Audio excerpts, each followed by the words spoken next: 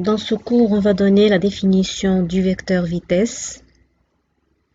Mais tout d'abord, il faut avoir des notions sur le mouvement. Alors, le mouvement d'un corps est relatif au référentiel choisi, c'est-à-dire que le corps se déplace par rapport à d'autres corps. Et pour étudier le mouvement d'un corps, on doit choisir un solide de référence fixe appelé référentiel.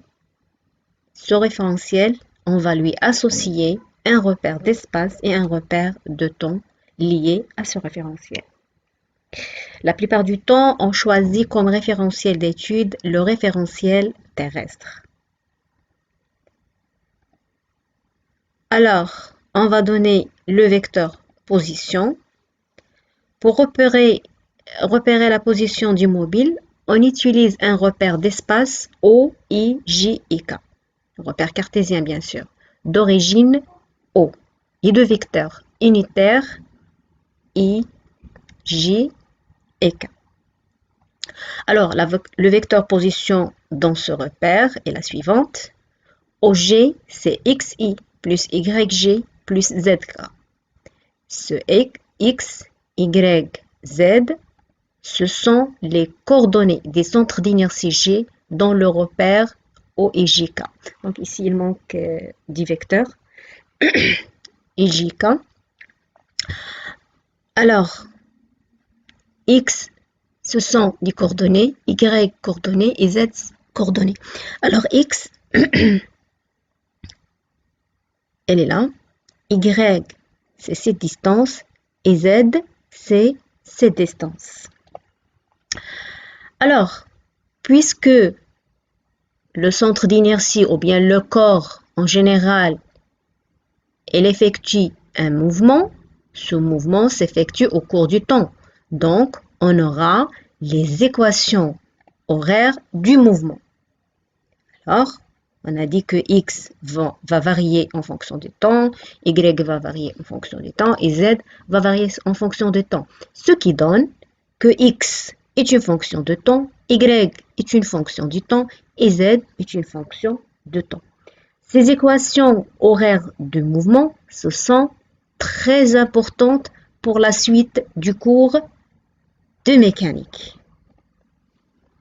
Alors maintenant, on va passer à la définition du vecteur vitesse instantanée. Alors, par définition, on a OG. On sait que c'est pas par définition, on sait que OG c'est XI plus YJ plus ZK.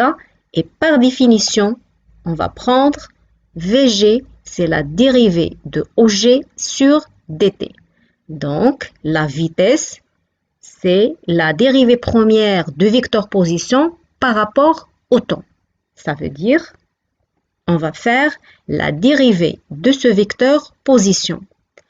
Alors, on va faire la dérivée de x, la dérivée de y, la dérivée de z par rapport au temps. Mais la question qui se pose, ce i, ij et k, on va le dériver? La réponse, non. On ne va pas faire la dérivée du vecteur unitaire ijk parce que ce sont des vecteurs constants dans le temps. Donc, par la suite, leur dérivée est nulle. D'accord? Donc, il ne reste que la dérivée de x, la dérivée de y et la dérivée de z par rapport au temps. Alors, par la suite, on va donner à dx sur dt la notation vx, dy sur dt la notation vy, dz sur dt la notation vz. D'accord? Donc, vg va s'écrire vxi plus vyj plus vzk. Donc, on peut dire que vx, vy, vz, ce sont les coordonnées de vecteur vitesse. D'accord? On peut écrire d'une autre façon le vecteur vitesse. C'est une autre façon d'écrire le vecteur vitesse. طريقة أخرى باش نكتبوا le vecteur vitesse هي أننا كنكتبوها بهذا الشكل. Pardon, هو هذا celui-là.